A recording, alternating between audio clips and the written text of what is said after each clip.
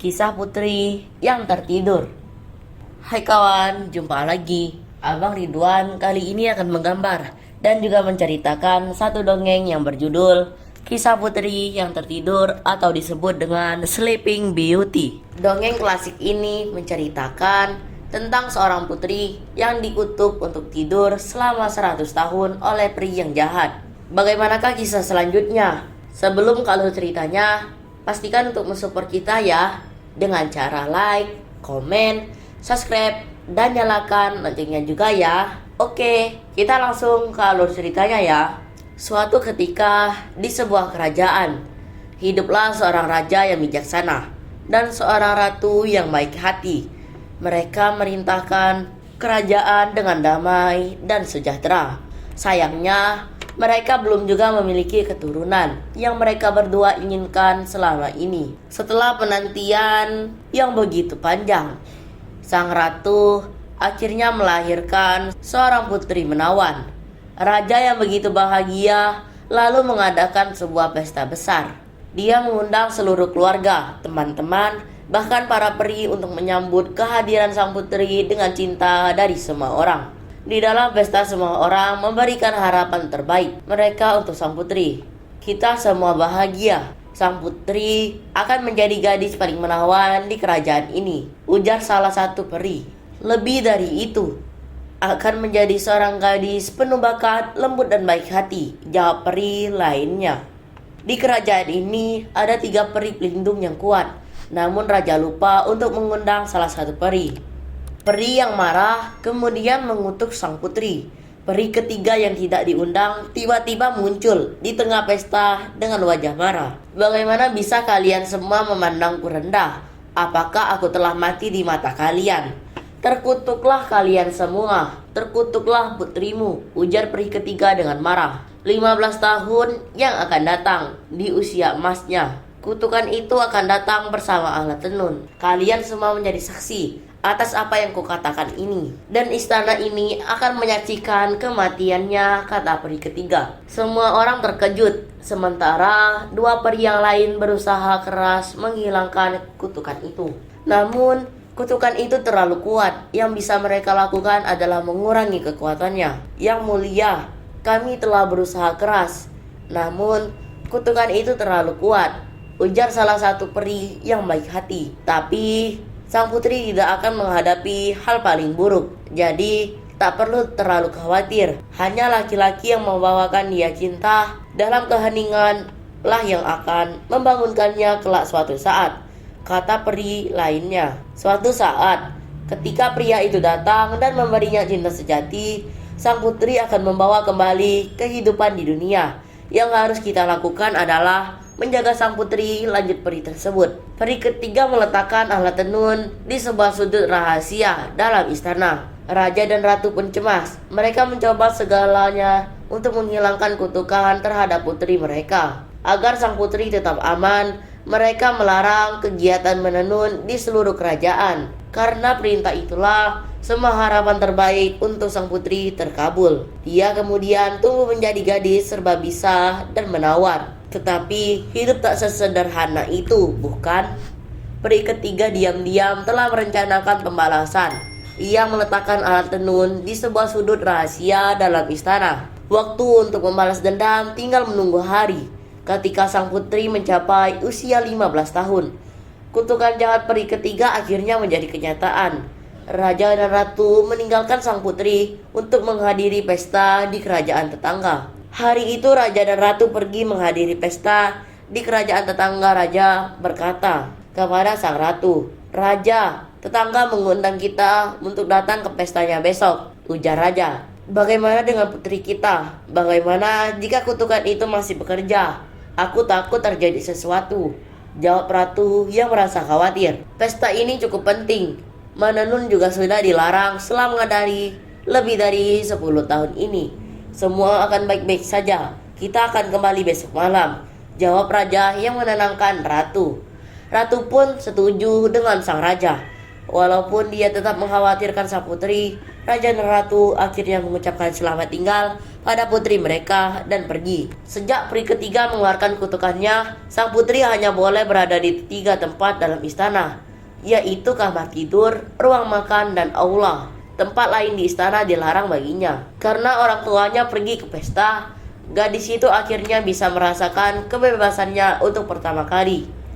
Ia mengikuti rasa ingin tahunya, menjelajahi setiap sudut istana yang belum pernah diinjaknya. Ia sampai di tangga. Dengan hati-hati, ia melangkah dan akhirnya berhenti di sebuah pintu kecil. Sang putri dengan penasaran membukanya. Pintu perlahan terbuka. Ngeng, bunyi suara pintu tua tersebut. Sang putri melihat seorang perempuan tua dengan penuh perhatian menenun di dalam ruangan. "Nenek, apa yang sedang kau lakukan?" tanya sang putri. "Oh sayang, ayo duduk sini, aku sedang menenun," tanya peri ketiga yang jahat. Sang putri terkejut dan terkesan melihat alat tenun yang sedang bekerja. Lalu matanya terpaku pada roda yang berputar itu. "Oh, alat ini indah sekali. Tolong izinkan aku untuk mencoba benda yang berputar cepat ini, Nek," kata sang putri dengan semangat. Sang putri kemudian menyentuh alat tenun itu dan kutukan itu pun terjadi. Jarum di alat tenun itu tiba-tiba menusuk dirinya dan membuat sang putri tertidur. "Hahaha, kena kau kutukanku," ujar peri jahat sambil meninggalkan sang putri tertidur. Ketika raja dan ratu datang, mereka pun merasa sedih. Begitupun para pelayan dan peri yang merasa kehilangan sang putri. Sejak itu, sang putri dikenal dengan nama Putri Tidur. Karena hari demi hari, raja dan ratu dengan semua pelayannya merasa sedih. Peri baik hati tidak tega. Mereka akhirnya mengusulkan untuk membuat raja dan ratu dan semua pelayan untuk tidur sampai sang putri bangun. "Raja, bolehkah saya menidurkan semuanya?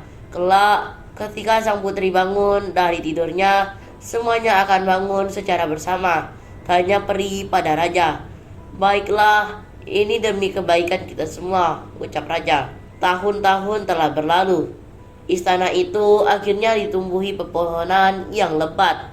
Wilayah istana itu akhirnya berubah menjadi hutan. Seorang pangeran melihat istana yang sudah tua dan dikelilingi hutan. Suatu hari, seorang pangeran yang sedang mengembara datang ke desa di sekitar istana.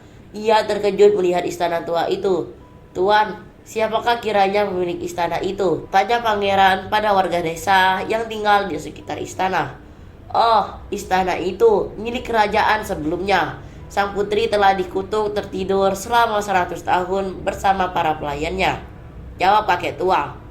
"Tidur ratusan tahun dan tidak ada yang membangunkannya?" tanya pangeran. "Aku tidak tahu pasti. Aku hanya mendengar bahwa mereka mendapat kutukan yang kuat. Ada begitu banyak pangeran yang datang, tetapi tidak ada yang bisa membawa sebuah keajaiban," kata kakek itu. Pangeran kemudian merasa penasaran dengan cerita kakek tersebut. Ia memutuskan untuk menemukan rahasia di istana itu. Kemudian pangeran mulai mendatangi istana tersebut dengan pedang dan tamengnya. Pangeran menebas setiap ranting berduri yang tumbuh mengitari istana. Hingga akhirnya ia masuk ke dalam istana tersebut. Betapa terkejutnya pangeran melihat ada banyak orang yang tertidur di sana. Namun, hal aneh muncul. Ratusan anak panah terbang ke arah sang pangeran, tetapi dia dapat menghindari semuanya. Lalu, tiba-tiba sebuah lampu kristal jatuh tepat di tempat dia berdiri. Berkat kesigapannya, lampu itu tidak bisa menimpa pangeran pemberani itu. "Baiklah, tempat yang berbahaya. Aku tidak percaya hal ini bisa terjadi di istana yang indah seperti ini," kata pangeran yang heran. Pangeran melanjutkan perjalanannya ke tempat yang lebih dalam dengan hati-hati. Ia kemudian mencapai ruangan yang penuh dengan tanaman yang merambat. Duri yang bergerak berusaha melawan pangeran untuk menghalangi jalannya. Walaupun tanaman merambat dibabat habis oleh pedang sang pangeran, tanaman itu tumbuh kembali lebih kuat dari sebelumnya. Pangeran berhenti memotong tanaman merambat, menyadari bahwa ia harus tenang.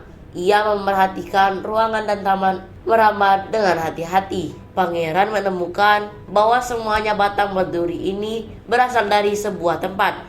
"Ini dia batang utamanya. Aku harus menghancurkannya dan menyelamatkan tempat ini, ujar pangeran dengan penuh tekad.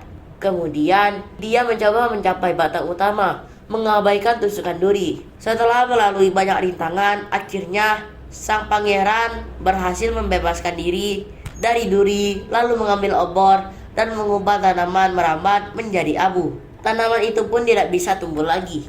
Akhirnya, pangeran melangkah ke ruang utama tempat sang putri tertidur. Sang pangeran menyelamatkan putri tidur dan seisi istana. Meski penuh tusukan dan luka di tubuhnya, pangeran kemudian membuka pintu dan dikejutkan oleh wajah sang putri yang menawan. Ia tidak bisa mengalihkan pandangan dari sang putri. Ia pun berpikir bagaimana cara untuk membangunkan putri tidur. Karena merasa putus asa, pangeran akhirnya mencium sang putri. Ajaibnya, sesaat setelah dicium, mata sang putri terbuka. Sang putri kemudian menatap pangeran dengan hangat dan bertanya, "Siapakah engkau? Bagaimana kau bisa masuk ke kamarku?" tanya sang putri. Senyum cerah muncul di wajah pangeran. Lalu ia pun menceritakan semuanya. Mereka pun terus berbincang, lalu berjalan keluar dari pintu. Sang putri melihat bahwa semua orang di istana pun terbangun. Semua orang berterima kasih kepada pangeran. Raja dan ratu merasa bahwa pria ini pemberani dan memiliki kebaikan yang luar biasa. "Terima kasih, kau telah menyelamatkan putri kami dan kerajaan ini," ungkap raja pada pangeran. Tak lama kemudian, sang putri dan pangeran pun saling jatuh cinta. Pernikahan mereka begitu indah. Mereka berdua pun hidup bahagia selamanya. Dan cerita pun selesai. Nah, itulah dongeng kisah putri yang tertidur. Tak hanya jalan ceritanya yang menarik, kita juga bisa mendapatkan pesan moral yang dapat dipelajari dari kisah ini, yaitu kita tidak boleh menyimpan dendam pada siapapun. Dan kejahatan akan terkalahkan oleh pengorbanan dan juga kebaikan. Makasih banyak ya kawan-kawan sudah menyimak cerita kita kali ini. Sampai jumpa di kisah dan cerita yang lainnya dalam video menggambar dan bercerita. Terima kasih ya, bye-bye.